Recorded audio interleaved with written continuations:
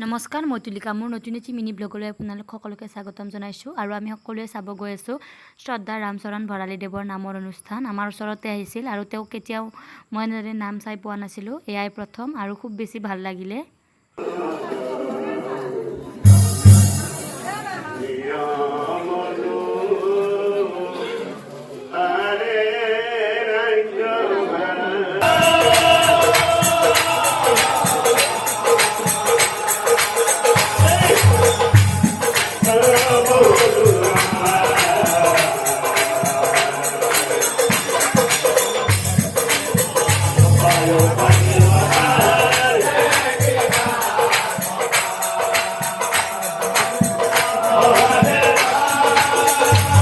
বেছি বয়স হোৱাটো তেওঁ ইমান সুন্দৰভাৱে নাম পৰিৱেশন কৰিলে, খুব বেছি ভাল লাগিলে।